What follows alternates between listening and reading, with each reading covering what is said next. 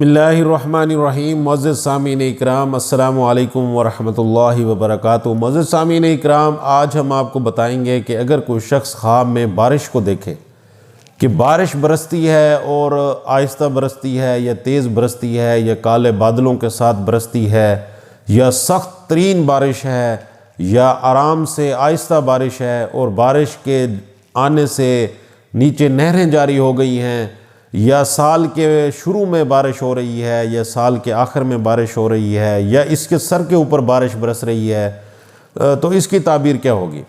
معزز سامعین اکرام، خواب میں اگر کوئی شخص بارش کو دیکھے تو حضرت علامہ ابن سیرین رحمۃ اللہ علیہ نے فرمایا ہے کہ خواب میں بارش کا دیکھنا اللہ سبحانہ و تعالیٰ کی طرف سے رحمت ہے، کہ اللہ سبحانہ و تعالیٰ جب بارش برساتے ہیں تو رحمت برستی ہے۔ اگر کوئی شخص خواب میں دیکھے کہ سخت ترین بارش ہو رہی ہے تو اس کی تعبیر یہ ہے کہ اس جگہ پر سخت ترین وبا آئے گی اور بیماری آئے گی اور تکلیف اور غم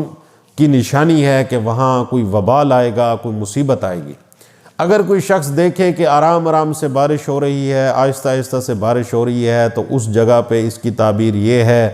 کہ وہاں رحمت ہوگی اور لوگ خیر میں ہوں گے اور وہاں خیر پہنچے گی۔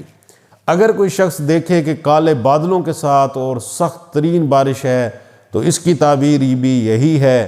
کہ اس جگہ پہ وبال آئے گا، کوئی مصیبت آئے گی اور لوگ اس مصیبت میں مبتلا ہوں گے اور اس مصیبت میں ہلاک ہوں گے۔ اگر کوئی شخص دیکھے کہ بارش برسی ہے اور سال کے شروع میں بارش برسی ہے تو اس کی تعبیر یہ ہے کہ فراغ رزق ہوگا